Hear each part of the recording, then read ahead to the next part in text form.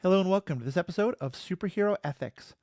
Friends, have you ever wondered what would happen if Magneto didn't have a Professor X to keep him in line and he just got really, really evil? That's the kind of question that gets talked about in the new TV show. It's been out for a while, but season 2 of it just came out recently. Gen V. This is Generation V. It's a part of the Boys universe, and I have Ocean Murph here to talk with me about it.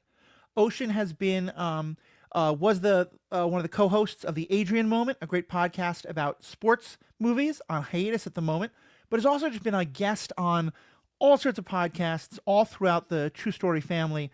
And I've been a co-panelist with him a number of times talking about various movies. And so when I heard that he was really into The Boys and Generation V, I knew he was who I wanted to get. Ocean, how are you doing today?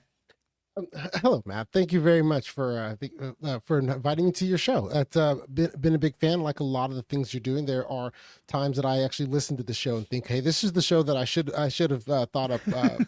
I should have thought of." But since you've already thought of it, I then didn't want to just completely try to copy your idea. But no, I'm a big fan of the show and really appreciate the invitation and look forward to being here and talking to you about all things.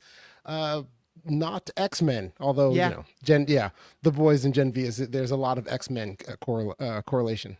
for sure, for sure. And I know that feeling because when you talked about your podcast being about sports movies and the like, as some people have noticed, the definition we use of superhero has expanded quite a lot, and we've done a few sports movies in the last couple months. So Yeah. I hear you there. Yes, yes. And I do want to say for people who haven't seen the show, we are going to have a lot of spoilers, but this is not going to be a classic review kind of thing. We're going to be talking about some of the questions from it. So we're not going to give like a full plot summary.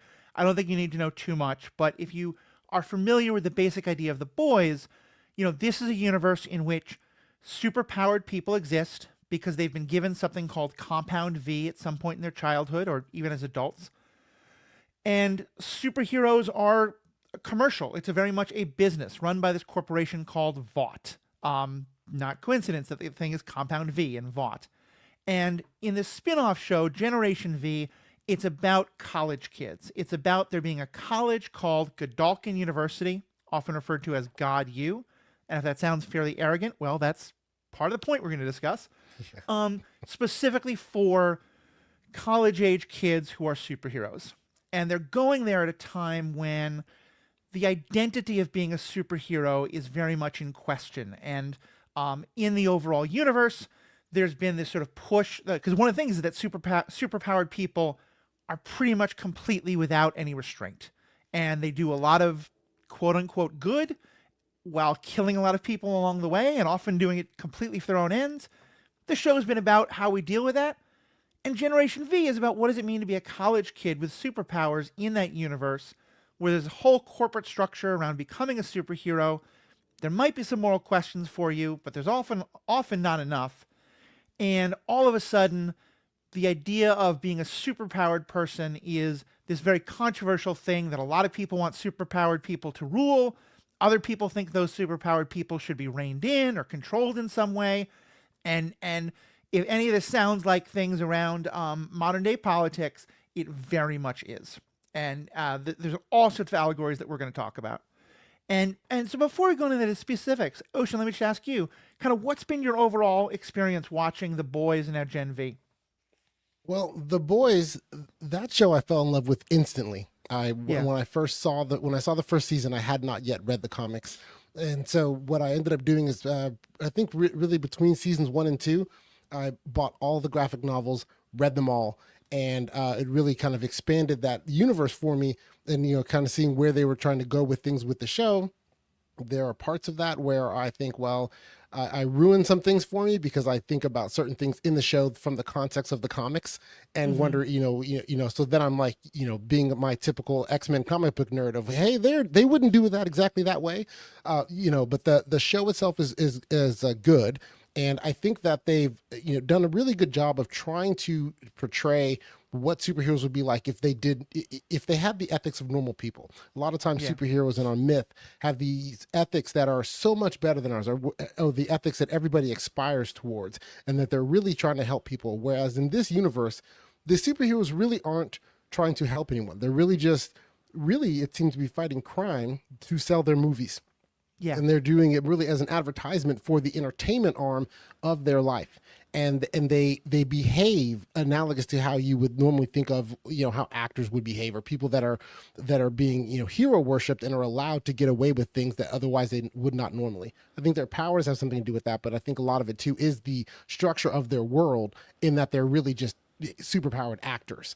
And Right. the college for Generation V, that one took a little bit more for me to grow to, because that was setting it down, and that was really kind of where they dove really headlong into that idea of the not only the ranking system, which is what I understood. What the ranking Hmm. system is, we're going to rank people on who's the best superhero and who's not, and pit them against each other and do that, and that all made sense to me. But then, as far as superheroes with lesser powers, how they were viewed as such, is where how could they utilize these powers in the entertainment industry, and Right. only do things that way, and that seemed to be their goals and their focus, not how could we take these powers that are not as really destructive and help people. Yeah. I mean, there's a lot in these shows that I think really makes clear that the writers of the original comic books and of the show um, are very aware of the comic book universe out there, and are in many ways both doing loving kind of discussions of it, and at some points parodies or kind of playoffs it. And I will say, as someone who'd watched the X-Men, and granted, I've not gone too deep in the comics, so I know if you go real deep, this isn't always the case. But I've commented that I thought it's kind of interesting that this X gene gets awakened, and all of a sudden we have people who are all having genetically spontaneous mutations, all of which seem to have high levels of combat utility. Yes. That's kind of funny. In And the in this, X-Men universe, yes. and in this, it's not always the case. There's people who shrink size, and that can be helpful sometimes, but not always. There's Right. people who their feet basically their big toes are opposable thumbs.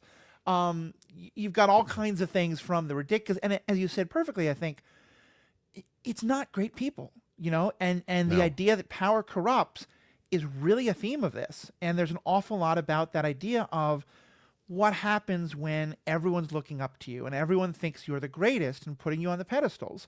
And so there's an awful lot of debauchery. There's an awful lot of the accidental or at times intentional killing of non-superpowered people that just kind of gets shrugged off.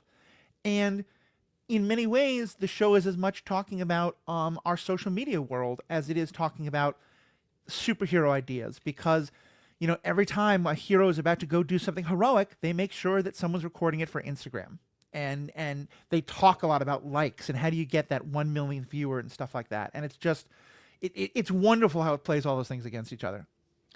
Yes, it is. It does lean into the meme of if it doesn't happen on Facebook, it didn't happen. Yeah. And so, yeah, so they do go along with that. I think that the Gen V really leans into that a lot more. With the boys, you have the extra added element of the other of Butcher's team and everything, and who the boys actually are and what they're trying to do and their anger with superheroes. But with Gen V, and one of the things I do like and appreciate about it is that it does seem to strip down and focus more on your superpowered beings, but then Yeah. also introduces a lot of extra complexity in how they navigate this world.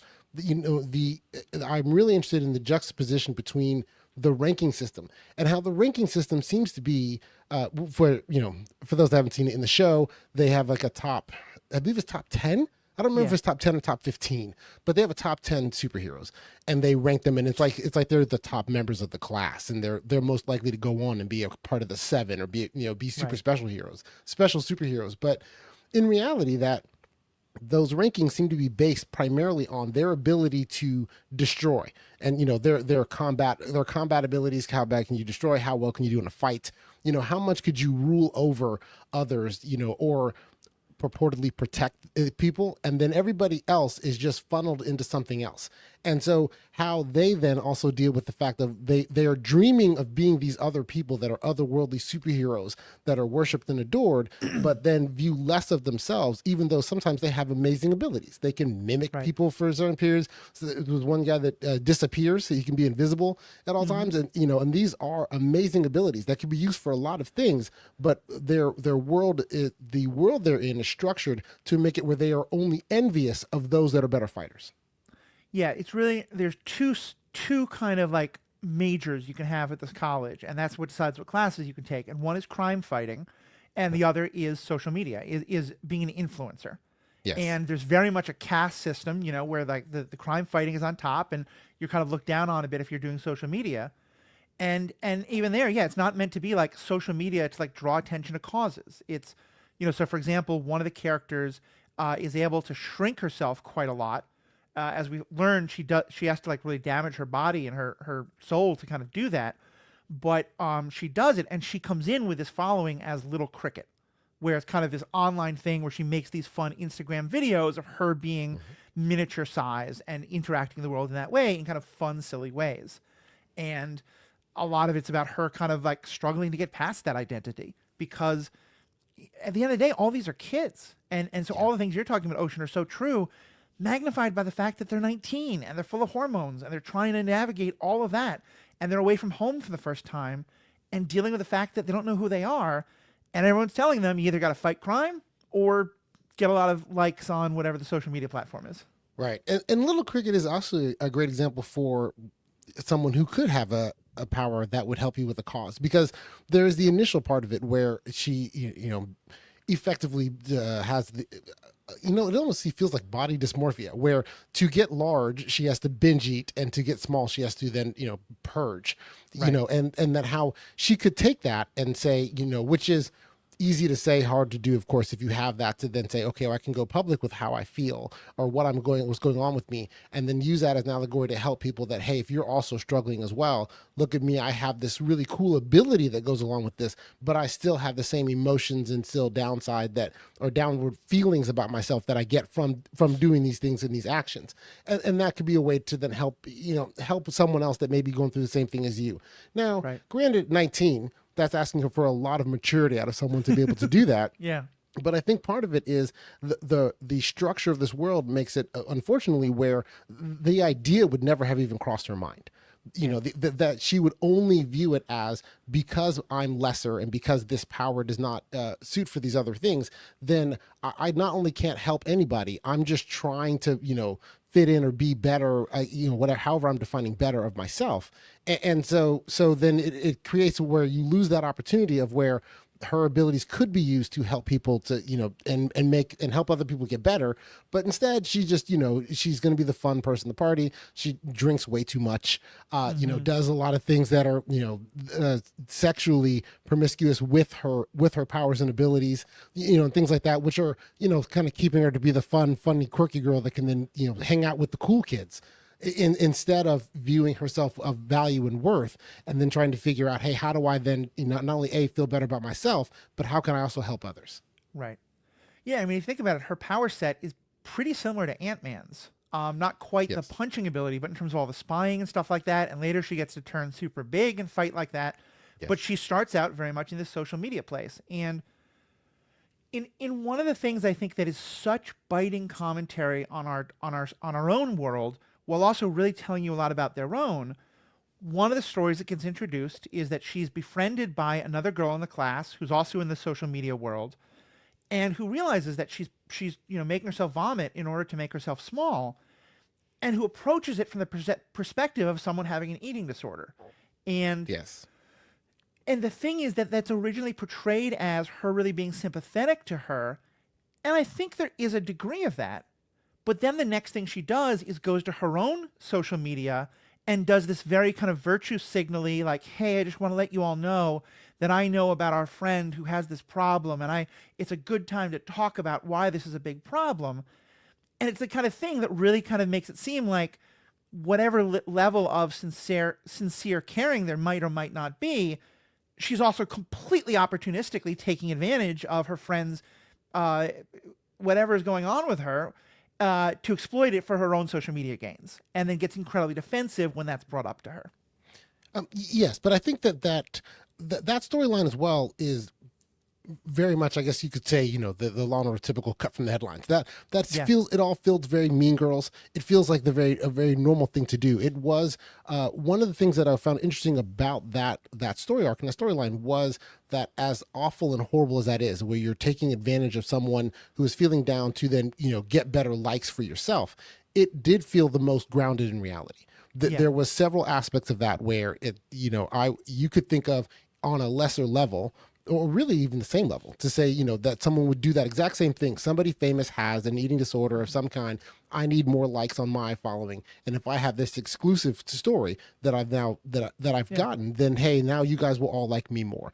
And that to me is a thing that is interesting to me for when I watch Gen V, and I don't know if you have the same thing, where part of it, the enjoyment, is the escaping from reality, but then they have stories like this that just really kind of smack you in the face with reality. This is all, the only part of that story that isn't realistic is she wouldn't actually become 6 inches small, or 60 feet tall. But outside of that, everything else about that story felt very realistic. And then I had to then you have to grapple and think about reality, and it's like, well, I'm not trying to think about reality, I just want to see superheroes fight. That's fair. So And I'll say that's the way we may approach this differently, because to me, what I like is the kind of philosophical question of what would our world be like if there were superheroes in it. And so I like that the show is sort of both saying, well, here's ways that our worlds would be completely different. Like, for example, there's no such thing as the Olympics for normal people anymore, because now you have people who can race, incredible speeds, and so they do racing. right. But also says, like, I like when it says, and here's the ways that our own world would translate into this. But I totally get that it's not, it is much more the realism part of it. Yes, very much so. So let me switch to the more superhero side. I started with this allusion to Magneto. And what I mean by that is that by the time we get to the second season of Generation V, and this is after there have been 4 seasons of The Boys, I believe 4 seasons of The Boys, and then the last season of The Boys is coming soon, and that's going to wrap up this whole storyline. Coming in May. But yeah, I'm excited for that. Wait. And in that world, the sort of superheroes have figured out that, everything was being run by these non-powered individuals for money. That, as the former head of the company once said, they're not a superhero company, they're an entertainment company, and now a pharmaceutical company. And they don't like that, and so they've actually taken over. And there's been all this government shenanigans and a fight of pro-superhero people and anti-superhero people, and in ways that, unfortunately, Ocean are very much mirroring her own world. Oh, absolutely. There's been a big, taking the concerns of the people who are anti-superhero and making them all out to be pedophiles and conspiracy theorists, and taking peaceful actions they're doing and making them seem very violent. But the end result of it is that a lot of the superheroes are now especially those who aren't aware of all of that and are kind of just getting the media as it comes to them, they're feeling like they're being attacked from all sides. They're feeling like they can't trust anyone but themselves. And a lot of them are starting to wonder, wait, aren't we just better than everyone? Shouldn't we just have kind of superhero supremacy, or at least superhero separation, and super-powered people getting to rule ourselves? As you're watching this, did you get kind of echoes of Magneto the way I did? Oh, absolutely. I honestly was waiting for Homelander to say that they were homo superior, because that was his Magneto's whole thing, was that it was. I think that they straddled they straddled the line very well about how it does feel, for better or for worse, very current times about right left. A lot of it is towards misinformation in news, misinformation reporting. If you were able to control the narrative, you're then able to control what people's perceptions are, whether or not they are true. And so, that mirrors a lot of our times. And I did feel that what they have, and this is, similarly to our times, and what I think the superhero part brings in is the question of, should superheroes rule everything because we are better than everybody else? While I don't think the answer is yes, I still think it is a legitimate question to ask. If you had people that were able to do all of these great and wonderful things, and then you viewed yourself as a hero, as I can help out more things, I can do things better, then maybe I should be in charge and running things, because these people are not running things in a way that, that actually benefit everybody. And so it makes it, while it's a legitimate question to ask, in the confines of the story and everything, it does then start to just come across as really one, I think, because they refer to themselves as species. It's almost like one species is then, trying to take over the actions of the other. And so I think that there are the two levels of it, with the boys where it's much larger, and with the colleges where it's much smaller, because there's the entire plot with Dean Cypher, because Dean Cypher really is doing the same thing. He is really trying to, even though he is, ultimately with everything that happens with him, where he's actually possessed by Godolkin from the for the past 40 years or however long it was. But he's really trying to do the same thing. He's really trying to say, hey, let's take this idea of that we are better and we should be running the world, and then train and generate the next generation of superheroes that will then actually take that into action. Right. Yeah, and it's really powerful. And it's Yes. I think one of the things that the show does so well, both The Boys and this, is showing you how things look from different characters' perspectives, to the point where you're able to be sympathetic to, on some level, even the most awful of people in this world. Not that it justifies their actions, but you can understand where they're coming from. And I think at the end of the first season, there was this conflict between those who wanted to kind of big spoilers here for the end of season 1, but it was discovered that people who were afraid of superheroes and wanted to control superheroes, completely understandable goals, I think, in this universe, had come up with a virus that could completely genocide and wipe out all superheroes. Yes. Which makes a lot of the people, even those who were like, I don't think it's good that we superheroes have so much power. Wait, you want to kill all of us? That's not cool either. Yeah. And so this is all now happening in that world where they're looking at, like, even those people who think, wait a minute, some of us, Homelander being kind of the one you mentioned, he's kind of the Superman equivalent, but not with the ethics and morals of Superman. And he is so kind of run amok that a lot of these superpowered people might think we maybe should be controlled. Maybe we do need some limitations on us. But now they're looking at a world that just tried to genocide them. And so, of course, when someone says all those humans want to kill us, we have to be careful, we have to protect ourselves. I think the show does a great job of showing why that would be a very seductive message. It does, and I think that in line with how the show does show what would happen in reality, I do feel that again is an area of where it kind of is where that it is really kind of true, in that the idea of that you would have a superhero genocide or build out a disease or a weapon to kill them all. It does seem to make, especially in the construct of the show, some sense, because the one thing that I definitely look at with this and kind of struggle with as far as when I'm trying to put this in reality is it does feel like they don't help people. Right.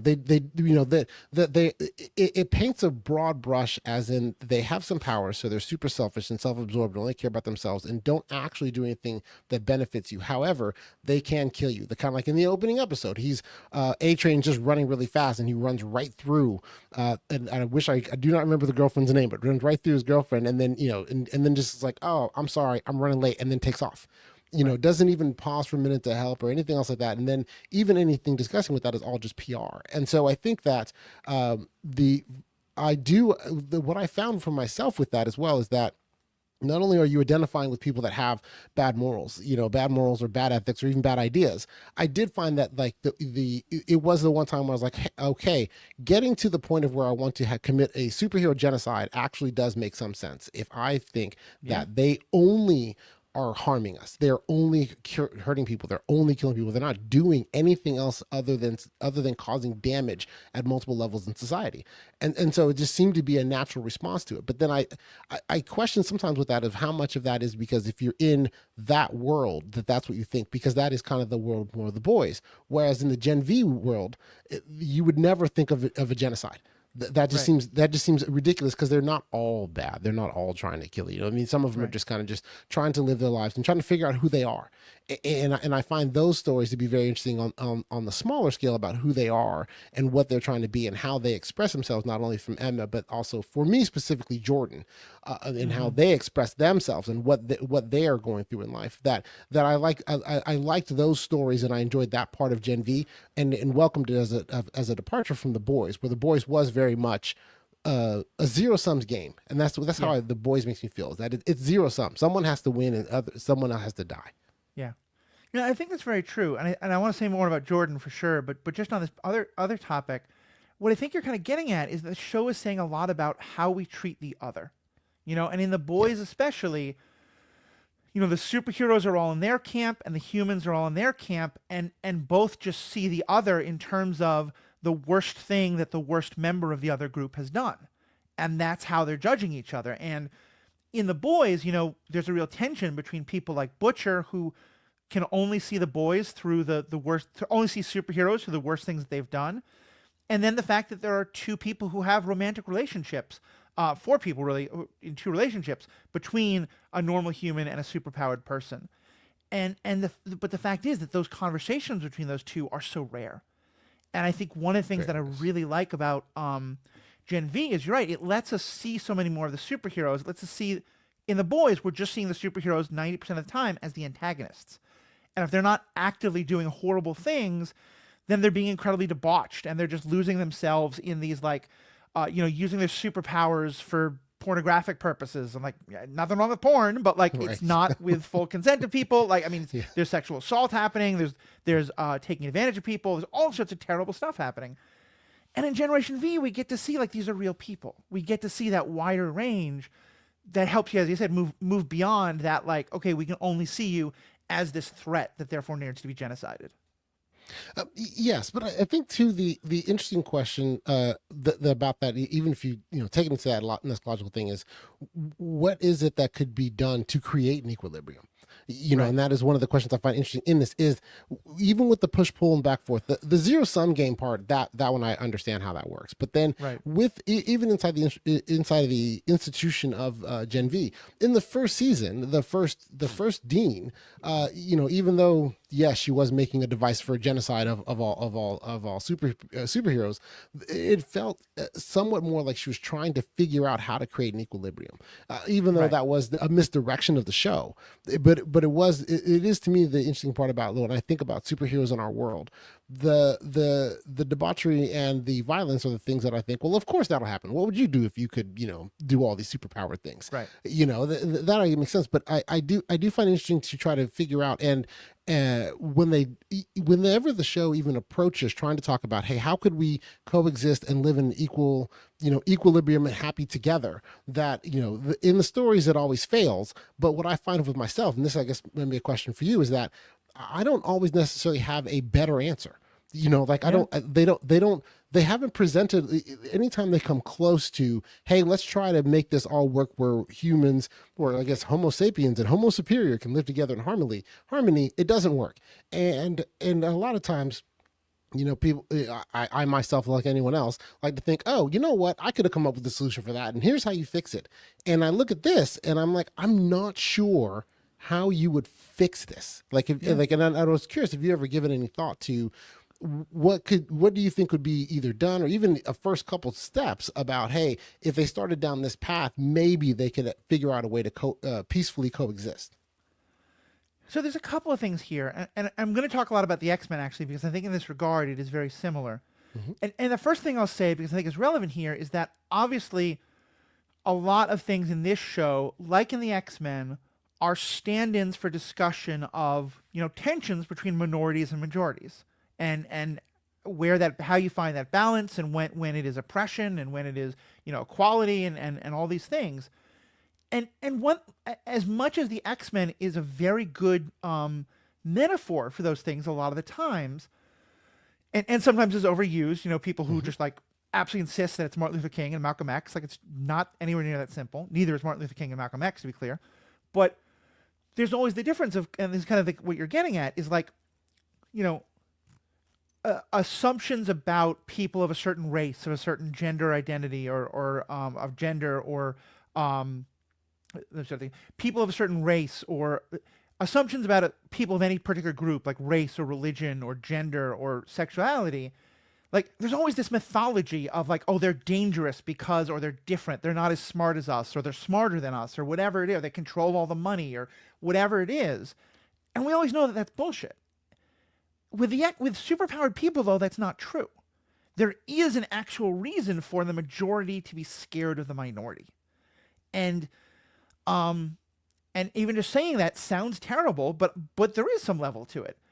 And it's funny because, for the most part, it's kind of why I both love and hate the show, because for the most part, I'm very much a Professor X is kind of an idiot, and Magneto probably has much more the right idea. Not the supremacy, but we've got to be willing to fight, and not just like take everything, always be worried about showing them that we're not dangerous. But I think what this universe kind of needs is a Professor X. I think that there's an extent to which what the universe needs is someone on the superpowered side who's willing to say, wait a minute, we are out of control, and there's a reason why humanity is terrified of us. And the oppression is not, we don't, being genocided is obviously horrible. Any kind of oppression or discrimination would be wrong. But we are acting like, demigods with no control. And like, because I think that, the reason why there's no equality or balance is because there's no checks or balances. There's nothing that's holding, when superheroes do murder non-superpowered people, there's no accountability. There's nothing to hold any of that into account. Right. So then, well, that really then sounds like the ending of Gen V, especially this season, is starting to try to maybe plant the seeds of that. Like the equivalent, like Starlight would be that person that is, the superpowered person that's saying, hey, let's scale this back. Starlight, and to a lesser degree, A-Train as well. Hey, let's scale this back and try to figure out and how to coexist with them. And so, I guess I can see that in the struggle of that, and that how that counterbalance weight would definitely help out. But again, it would be, I think a lot of times too, it would be obviously a long process, because it have the same problem of X-Men, where when the two sides, two coalitions of this then have any conflict, the outright devastation that will be in their wake will be very large and massive, and therefore create the impression among all normal people that, hey, they are something to be feared and we should try to eliminate them. Right. So yeah, but I do see, I think that they're starting to go down that path with that. And I think I could see how that would be somewhat helpful, but then there is still the fact of like, like little throwaways, like how can you possibly keep a bank secure if you have someone that can, walk through walls or do things like, how do you establish any type of normalcy to society when you have beings that can do things this much more powerful than the average person? So, one of my best friends is Paul. He's been on the show a lot. He was the original co-host, and he's a professional poker player. And he loves the kind of questions we talk about. And we've had some interesting discussions about, let's imagine a world where people could read minds. Okay. Would that person be allowed to play to professionally gamble, to play poker? And on the one hand, the idea of discriminating against people based on who they are, it just for very obvious reasons strikes all of us as wrong, and that you shouldn't assume someone is going to misuse a power that they could misuse. On the other hand, if someone the whole point of poker is that no one else knows what my cards are. And if you have the potential to read my mind and know what my cards are, or just to see out of some weird way, whatever it is that not a huge possibility for cheating? And I don't really know. And I think, to me, that's part of what I find so fascinating about this is I feel like shows like this hold up that mirror and say, hey, the rules of our society are built around the idea that everyone is basically within the same range of power. Steve Phelps can swim in a way that no other human being can. And there are people who are born with, disabilities or whatever, who are not going to be anywhere close to that. But that's the range. You're not going... No one can swim the entire ocean, probably. But here, of course, the range of possibility is so much wider that, maybe we have to, I think it's such an interesting question, because we have to rethink that. We have to think, like, how do you build a jail for someone when 99% of cops can't do anything to a superpowered person? Right, how do you build a jail for someone who, and I'm normally pretty anti-prison system, to be quite clear, but that's what we're looking at. Yeah. How do you build a jail for someone who can turn to a tiny size and sneak out? Yeah. Go ahead. Yeah, no, I like the question about the person that could read minds playing poker. And I would, at least for me, and then I guess I'll throw my 2 cents in on this, and you can let me know where the argument is good or falls apart. Is that fundamentally different than if you took steroids?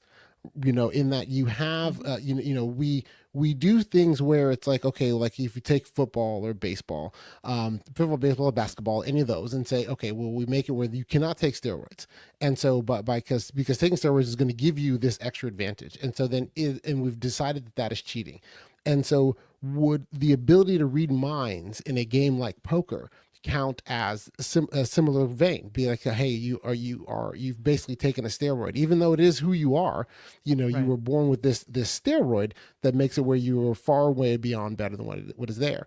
And so while I think ethically that question is, then I'm saying, oh, am I judging you by who you are? I think that if I were to then take that, it reminds me of this question. So I did all Right. that preamble to get to this question. It reminds me of a question of, so golf. So golf, of course, is a game where angles and vision and the ability to see and what you can do with that and everything Mhm. is very paramount to the game. And so Tiger Woods had LASIK surgery that gave him 20/15 vision. And so when Mhm. he did that, is that now that does create an obvious advantage in this game, but then this modification just is who he is now. He can just see Right. really well.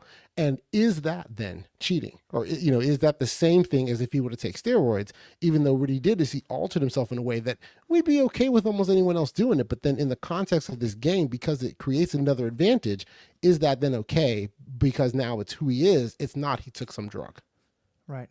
No, I think it's a great question, and that's part of why I brought up the Michael Phelps example earlier, because and I'm not an evolutionary biologist. I don't know all the details here, but my understanding is, like, both in terms of his arm length, but even more so, there's some sort of, like, what would by in some regards be seen as a defect, but definitely a difference in because genetic mutations are actually happening in our species all the time. They're Right, just right. often so tiny and imperceptible that we don't really notice. Michael Phelps has one, though, in regard to the way his lungs process oxygen. And so it is genetically, he is able to hold his oxygen far longer, and that really helps his swimming. I'm probably getting the biology wrong. Please don't at me about that, but you get the basic idea. Yes, And yes. and sometimes when we talk about the kind of like it's impossible to have these conversations without at least being aware that, like, a lot of the conversations about, like, trans people in sports and stuff is about that. And often Michael Phelps is brought up of, if the concern is that you don't want people who aren't within the same genetic range, Michael Phelps is definitely outside of that. Right. Um, and the same way, I think you're right. The thing with Tiger Woods and LASIK becomes interesting. Of course, there though, everyone else could take LASIK if they have LASIK if they wanted to, Correct. and Right. could Everyone afford can it. do that. Yeah. And of course, that's the steroids idea. And of course, and then the problem being, like, LASIK, as far as I know, doesn't have any real negative side effects, although it's certainly very expensive. Um, Steroids absolutely does. Um, but even there, I think, for me, I think a lot of the question has to come down to agency, because Tiger Woods is still getting to choose to um, have that surgery. And so you can say, like, a person's choice, you can judge a person on their choices. And so, like, if I went to have a surgery that made me a mind reader, I think then someone could be like, no, absolutely not. You intentionally gave yourself an ability to cheat at this game. We're not going to let you cheat. Um, but for you, is there difference between someone who chooses to have the power and takes an affirmative action to do that versus someone who is just born with it? Um, I don't. Okay, so I guess controversial is somewhere for me. No, I would view them That's fair. both. I view them both as, in a sense, you could be cheating in either scenario. Now, the cheating, though, I think that is really then I have to back up and say, well, how am I defining that? So I think that really in all things of variation and deviation, especially in any type of athletic endeavor or really just in society as a whole, we've determined things as far as ranges and what the line is. So so a great example, Michael Phelps is a great example, not only with his lungs, but I think there's even stuff with his, like, the way his limbs are and everything. Like he's built Yeah, I for mean, swimming. his arm length is just Yeah, very right. outside of the norm of humanity. Correct. And so then, but even with that variation, it's still within the range of what we all consider acceptable. Whereas, let's say he had the ability to stretch, or let's say his arms were actually, like, I don't know, let's say 10 feet long arms gave you an Right. advantage of that, and he just happened to be born that way. Would we still then allow him to then participate in this? I don't know. Like, I don't know where the line is or where the range is, but I think that people have different things of what they're saying with that. But I view cheating, analogous to, and I think the better way to really couch it or to give a better allegory is like gun control, where with gun control, then you have, people have different places of where is the line of the range of where we think it is okay for you to own a gun. Because for some people it's just, the defense of handgun defense. Some of it is hunting. Some of it is AK-15s, and almost nobody is like, yes, you can have bazookas. So that means that since bazookas is way outside of the range, and everyone's going to kind of agree with that, then it becomes where are you putting it on below that. And I think in this case with cheating and any type of ways that you've been altered, whether or not you view it as something that is unacceptable or I guess unacceptable is the best term, whether you view it as something unacceptable, is it outside of the range of what you've defined as acceptable deviation, Right. and so these, taking it back to the superpowered beings, it's like, well, your powers and abilities, if so if you can read minds, yes, I probably wouldn't like you playing poker, but I wouldn't necessarily think that you are a danger to me. But if you have the ability, say like Kate does, to control me, right, to your mind reading abilities, you can then touch me and then make me do something that I don't want to do, right? That then would be beyond the range of what I would consider acceptable, and such of where I would view you as a danger. Whereas if you could just read my mind, I would just view you as someone like, maybe I don't want to hang around you because I don't want you to know my thoughts. Yeah. I will quickly say, by the way, if you want a further exploration of a lot of these mind reading type thoughts, watch the TV show Babylon 5. It's kind of a similar to Star Trek DS9, but its own thing. It's from the 90s, and there's many ways in which it's very 90s in terms of production values, some of the dialogue, but it's a fantastic exploration of some of these questions.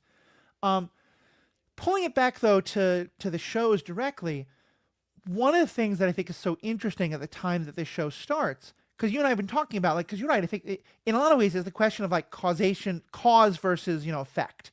It is what matters how you got the power, or it matters that you have this power. And how do we view what is or is not an acceptable part of the range of experience that is being judged in an athletic contest or a game like poker, or just, an academic exam or anything like that, or just life in general. And in this universe, again, there's going to be a big spoiler, but all these people have grown up, and the whole world has thought for now 50 years that it's just kind of natural evolution that some people have these superpowers.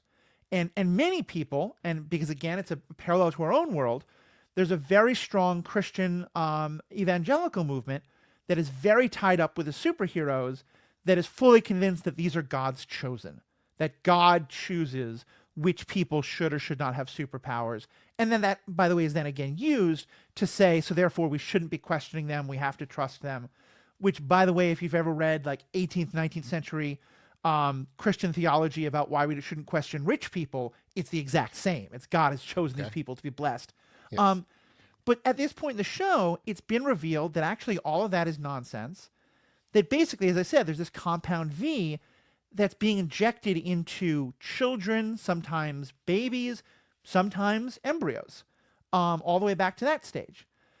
How do you think that would, first just looking from the super powered people themselves, how do you think that would change your sense of identity to go from, being told that you've been chosen by God, or just that you're a luck of nature that you have these powers, to now find out that basically someone gave you steroids when you were too young to understand it? I would think it would shatter your identity, especially if you thought of yourself as special beforehand. Now, there's a part of that, though. I think that there's two sides of that. It depends on how you viewed it before. If you viewed it as, hey, this was God chosen me to be special to have these powers, then I think it would help. It would shatter your identity. But if you viewed it as, this is God cursing me with these powers, like I don't want this, I don't, that I view these powers that I have as a negative, then I think it would make it where it could help you out. You could be like, hey, this wasn't all the way my fault. People did this to me. Now you could take it the wrong way and do things, you could take it the wrong way and think of it kind of like taking Gen V. They have Sam Reardon, R-I-O-R, I don't know how to pronounce his last name. But anyway, I don't remember. He is genetically, from his parents and from his family, has some schizophrenia. but he viewed that the fact that they gave him compound B, that was the source of his problems. And so that his identity changed from where, changed where I don't know that he ever felt that he was a chosen one, but he felt that he had something to blame for what he thought was wrong with him. Now that could make it where you feel better. That could make it where you feel rage. It is probably likely the rage, I think, because you're like, hey, someone did this to me and I need to get back because I can't believe you've done this to me. And I think that's what it would do to you if you felt that way. So the way you feel about it after, I think, would be very much driven by how you felt about it before. Yeah. And I think that's one thing the show does really an interesting job with. 'Cause you're right, Sam is an interesting case where he learns that he was schizophrenic already before he had the drugs. And I'll say for me, as someone who has mental illness that has at times been very severe, I've often felt kind of, cursed by the genetic lottery. And at times, especially when I was younger, been very angry at my parents for this. And that's part of what he goes through. And I think you're right that there can be such this wide range. And I think one of the things that the show really plays up well is that, especially for college kids, that's a time when so much of your identity is flux. Figuring all this out is so difficult already that, yeah, having that kind of yanked away from you, whether you saw it positively or negatively, it's how you'd understood your life. Now, all that's changed, and it makes you very vulnerable to being propagandized, to being lied to being manipulated. And one of the things that they do in the show, especially, people like Godolkin and others who want to harness this army of superpowered people, is they give these people who have so many more powers than anyone else a sense of victimization, a sense of, your parents did it to you. The world is out to get you. And I think that's one of the most powerful things the show does, is this kind of showing how even the most superpowered of people, with the right combination of experiences and manipulation, be made to feel like victims and to made to feel like they're the ones who is oppressed compared to anybody else. Yes, but I think that is also one of the areas of where the Venn diagram of how society is now versus how it would be with superpowered beings, it stays the same in that, with the exception of Sage, none of these superheroes seem to have been granted with abilities to have increased cognitive awareness or increased emotional awareness, which would may even be better in this situation, where they are still able to be victimized by the standard manipulations that we see in our everyday lives. And that while the ramifications of that manipulation can be much larger than it would be for you or I, because I can't smash a building with my bare hands, but that they still have the same things, and they're still the same. They have the same vulnerabilities, and really in that case which is odd in a way, it's where they're the most human. That they can fall for the same propaganda, they can fall for the same ideas, they can be told, if you're told you're special enough, you start to believe it whether or not it's true. And if you're told that there's something wrong with you, if you're broken, if you're told that your whole life as well, taking it back to taking it back to religion, since I also grew up in a very religious family and everything, and so you're told there are certain people that respond different ways to being told that you're born a sinner, you're born something wrong with you, right? And so and the thing that's wrong with you is just because of the act of you being born. And so if you're told that your whole life, you would then you'd have these negative impressions and feel bad and violent. And if you're told you're special, you'd be the same, and you'd be great. You would think that you're more special than you really are. And I think that is an area of where the juxtaposition, getting back to 10 things ago, the juxtaposition of how would this behave in the real world, I feel that is one area of where it is the same. They all can be manipulated, and that if you have the ability to manipulate people, that you could do well in the universe with superpowered beings and without. Right. No, I fully agree with you. And that's where, and this might be where we differ some, but that's one of the things that I love about this kind of science fiction, is when it's saying, we're going to create a situation completely different than any you're used to, but also in order to make a commentary about something that happens in our own world. Yes. And there's one other part of this that I just want to highlight. It's a kind of a throwaway plot aspect, but I think is so brilliantly done, because it is easy, I think, to look at this and feel like this is very much kind of like a leftist woke show. And I think in many ways it is, and like there's definitely a lot of connotations between the evil superheroes and the right in a lot of the things that they do. But I think the show is also pretty eager to skewer the left and things like that. And one of my favorite moments from this, because I think it is such a perfect example of, and I say this as someone who's a college level activist. I was the head of the Young Socialists at my college. Incredibly out of, I was the person who wanted to organize all the on campus workers and had never had a conversation with any of them. Right. Perfect example, spoiled white privileged liberal. But there are people on the campus who hate what's happening with Homelander, and they want to support this Starlighter movement. They want to support the resistance. And so every day they use their powers to very sneakily put up a sign that says resist and has the Starlighter symbol at the local coffee kiosk on campus. And it's like, okay, it's not a huge deal, but it's a students taking an act of resistance. The thing is that by doing it, of course, because no one knows who's doing it, everyone assumes that the human who works at that coffee shop is the one who's doing it. And she gets harassed and she gets threatened. And clearly her mental health is deeply, troubled by all this. And at times her life is put in danger. And it's clear that the students who are doing it have no idea.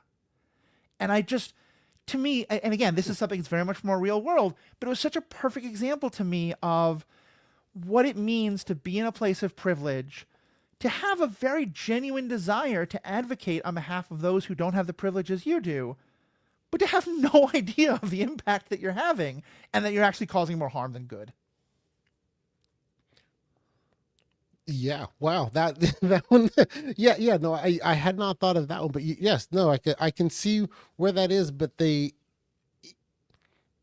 sorry, I'm gonna have to process that one for a second. No, I had go not for thought it. I had not thought about that. You're right that it Oh, yeah. was their heart is all in the right place, and that for where they're thinking about things in the macro, that they would need that if hopefully they can convince others to join their side, but in the micro because of where they're putting it, they are actually causing pain and suffering for the type of people they want to have. Yeah, no, that is. Yes, no, that is I will admit you've got me on that one. That one is one where I hadn't thought about that interesting little twist. And while I did definitely say before, there are times where I like my superhero stuff being all this, super. I want to see him fight. Mm-hmm. I want to make sure I was, but I do very much like when they have these different ethical issues, and Oh, so for sure. and that. While I don't have a good response to that one, the one that I do find interesting that I want to pivot to that says the same thing, it was the character of Jordan that I mentioned earlier, Yeah, talk and about that. and that the because it definitely does tie into whether or not is it a woke show, and are they doing things, because it is clearly that is the statement on transgender and the ability to flip back and forth in gender, because there are powers, because Just for Jordan's those who haven't seen, powers. so Jordan is quite literally bi gender in that Yes. they have a presentation that is fully female and a presentation that is fully male. And they are able to switch that physical look. And I don't mean like just, it's two different actors, which I think is a very Yes. intentional choice to be like, this is not a person who can kind of like gender flip the way we think of in our own world. This is a distinctly different power that breaks all of our ideas of gender. Yes. So, sorry, go ahead. Oh no, absolutely. And interestingly enough, I think of the writing with that character, the different genders have different powers. Yeah. Where in the female form she's more, at least it seems to me, intelligent, and then just has the force blast, and in the male form is this indestructible person that can just is really strong and indestructible, and that's it. Yeah. But that they are very different, and so and it took a bit for me when I started, because when I first saw the show, I was just kind of appreciating, oh, that's a little cool ability, and then as things go on, you start to see how the show is trying to show, how the show is trying to demonstrate, to not overuse the word show, about how someone could, when you have these dualities in you, or if you think about yourself differently, and like, is Jordan male, is Jordan female, right? I don't think, I think of them as both, because they're flipped back and forth so much. But the other part of the show that I liked was, while you grow with Jordan throughout the seasons, and you think about things more about from their point of view and perspective, and how they want to be treated normally, even though they have this power and ability that has actually even caused consternation with their family life at home as well. But that, and then they are constantly told, hey, well, we can't really push you too much because in certain areas of the country, they're not going to accept, someone that can change Right. genders, which when you're watching it, you think, well, that's stupid. That's just, crazy. Why would they think that? But then there's the other part of it where it's like, okay, I understand, and I guess I kind of then also get that what they are showing is that, like, hey, even though we have grown with this character and this person and this ability and going to accept it, that not everybody is going to be where we are, and then that is kind of part of what society is, and it's just showing another avenue of how they're wanting to be accepted as being normal is difficult, especially given that transformation between genders is so distinct that you then don't know, like you never, and I think it's an interesting part of the show, I never think of which one is the base Yeah. gender, because they do just say a couple times which gender they were born with, but it really doesn't matter, Yeah. and that how it is hard to the multi-layered part of though I think is interesting with them. And I always say I notice I say her more than sometimes every now and then, because I do think of the female part, which is I think part of the writing. She seems the writing seems to make it where she seems more like she's like the female part is the brains of the operation, Yeah. right? Even though Jordan's always the same both sides, the female is with brains. But anyway, that the interesting thing to me, and I know I'm saying this, I'm kind of stumbling around to get this, but all the different layers of Jordan's character of how they be perceived in society, and that how it is any person then interacting with them could be put off by the fact of, and when I say put off, meaning just having a hard time understanding and distinguishing when they go back and forth, and how Jordan can how do you then also try to get people to treat you normally when, in a sense, who you are and the exhibition of your powers makes it where they're going to treat you differently, because as a society we do treat males and females differently. Yeah. And that's not necessarily bad, because there are just differences of how we interact with people of each gender. And if you have someone flipping back and forth between each, how do you then reconcile and come to grips with, how should I interact with this person? Right. I think you made a couple of really good points there. And first of all, just say, I mean, obviously I'm having fun teasing you about the escapism thing. Oh, but yeah, absolutely. I know, even I think you can want escapism and still also want really deep ethical questions. But I know for you it's both. That's part of why I wanted to have you on, because I've heard you talk so well about these topics and other things. And Jordan is such an interesting character and is so well portrayed, I think, because first of all, again, to show this, like, the dangers coming from both directions, there are characters in the show. One of them is Jordan's father, who does wish that Jordan was just male and wants, is very uncomfortable clearly with that part. On the flip side, before Jordan becomes a rebel, you have people from the university who are very much embracing Jordan, but completely for the commercial purposes, And so, like, Yes. they write them a script of, can you say these words? And one of them is like, to coin the term transtastic. And Jordan's like, well, I'm not really trans though. I'm something else. I'm like, no, that's the word you're going to use. Right. And at one point people want to come up to them and take selfies and want them to switch between genders for like two different pictures. And they don't want to do that. They don't want to be like treated like a circus freak or something. Right. But the people are like, no, you've got to do that. You've got to perform this idea, and I think a lot of times we hear these discussions about like Disney or HBO or Netflix. Are they woke? Are they anti-woke? I think they're just capitalist. They're, and when it is, they think they're going to make the most money by having pride collections, they're going to do that. And when they think they're going to make the most money by pulling it, they're going to do that. And like you said, sometimes they're going to make a movie that is going to be very well marketed to Eastern coastal folks and not marketed at all to the South and whatever it is, or to the big cities and not the little areas, whatever it is. And for me personally, I'll say, as someone who's non-binary, I use they, them pronouns. I'm not Jordan, but I have some of that same feeling of like, I am not quite fitting into either male or female. And I see people wrestle with, how do they treat me and what does that mean? Especially because I do present in a masculine way. I have a beard and things like that. And there were just a couple of moments what they did with Jordan that I thought were so beautiful in illustrating how some of those things would work. Like, there's one time where while Jordan is presenting female, they're driving and they're having some trouble driving. It's a difficult situation, and their passengers getting concerned. And Jordan flips gender and says to them, "I hope you're not one of those idiots who feels safer if it's a man driving." And they're like, "No, no, no! It's that you're crashing into things. That's what I'm concerned about." Yes. But the other moment was, and this was the sort of thing that could be so easily badly done, but was so well done. Jordan, again, big spoilers. Jordan and Marie become lovers. And I believe the first time that they flirt or really interact as lovers, I think before they maybe go to bed together, but certainly they have some sexual interaction while Jordan is male. And Marie has not given any indication that she might be anything other than straight up till this point. And so then later they start to have a sexual interaction while Jordan is female. And she kind Right. of does a check.